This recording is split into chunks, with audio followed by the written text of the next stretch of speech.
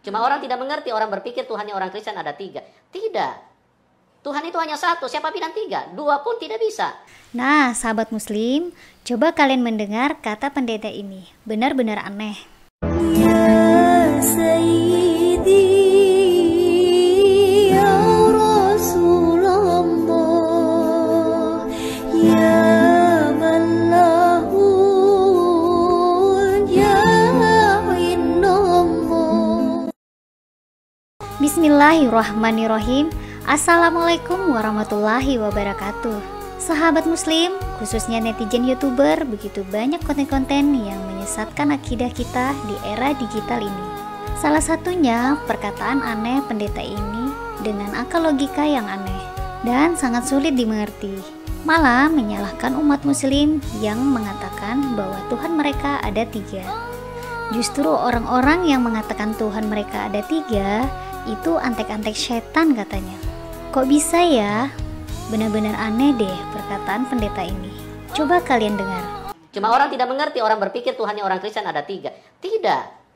Tuhan itu hanya satu, siapa bilang 3? 2 pun tidak bisa. Kalau ada 2 Tuhan berarti 1 palsu.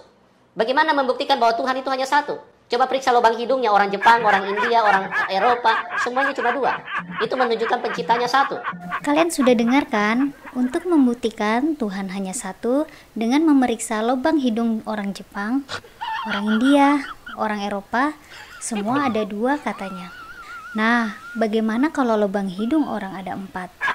Artinya, menunjukkan Tuhan sudah ada 2 ya sahabat muslim.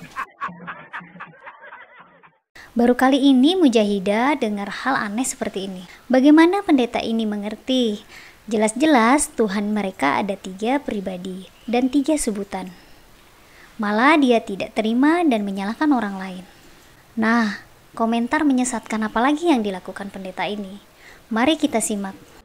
Ya, kenapa? Karena orang tidak mengerti, makanya orang suka mengatakan Tuhan orang Kristen ada 3, manusia dijadikan Tuhan. Itu hanya karena orang tidak paham. Itu karena intimidasi setan yang terus merusak pikiran manusia. Lucu ya sahabat muslim, bagaimana ya memberi petunjuk yang benar pada pendeta ini? Kalau dia sudah mendustai dirinya sendiri. Tuhannya hanya ada 1. Tuhannya juga manusia. Kalau tidak percaya silakan periksa lubang hidung semua orang katanya. Kan aneh banget ya sahabat muslim. Di sini gambar Tuhannya nampak jelas ya. Ada 3. Tuhan Bapa, Tuhan Anak, dan Tuhan Roh Kudus. Mereka semua memiliki pribadi masing-masing. Seperti 3 orang ini, kehidupan, tempat, dan waktu mereka terpisah. Jadi, tidak mungkin mereka disebut satu. Ada-ada saja ya pendeta ini ingin menyesatkan umat muslim. Yang lebih lucunya, dia sudah salah malah menyalahkan orang. Karena orang tidak mengerti, makanya orang suka mengatakan Tuhan orang Kristen ada 3, manusia dijadikan Tuhan. Itu hanya karena orang tidak paham. Itu karena intimidasi setan yang terus merusak pikiran manusia. Karena di dalam dunia ini kita mengenal bahwa ada 2 kuasa, kuasa Tuhan dan kuasa setan. Kalau setan itu sangat jahat. Setan itu pembunuh manusia sejak semula. Itu Yohanes 8 ayat 44. Kenapa? Karena setan itu haus darah. Dia menghalalkan darah manusia. Dia ingin menumpahkan darah manusia. Kenapa? Kalau darah manusia tumpah, itu berarti manusia mati. Itulah, setan itu seperti itu. Dia menghalalkan darah manusia dan dia ingin manusia saling menumpahkan darah. Nah, pendeta ini bilang, di dunia ini hanya ada 2 kuasa. Kuasa Tuhan sama kuasa syaitan katanya. Jadi sesuai dengan perkataannya sendiri. Kalau pendeta ini mengatakan secara tidak langsung kematiannya Yesus karena kuasa syaitan. Mujahidah jadi bingung, kok bisa ya Tuhan dibunuh sama syaitan? Ribet sekali ya agama mereka, sahabat muslim.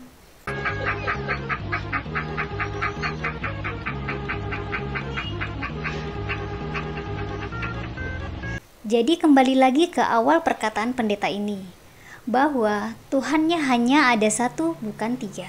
Saat Tuhannya yang 1 itu mati di kayu salib, artinya pendeta ini sudah tidak punya Tuhan lagi, karena Tuhannya sudah mati.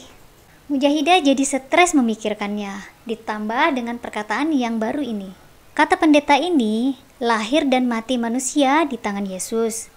Artinya, lebih lucu lagi, Tuhan pendeta ini turun ke dunia hanya untuk bunuh diri. Nah, bagi siapa yang menyimak video ini, coba kalian ulang dan renungkan perkataan aneh pendeta ini. Wassalamualaikum warahmatullahi wabarakatuh.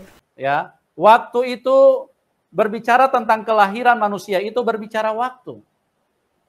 Berbicara tentang kematian manusia, itu juga berbicara waktu.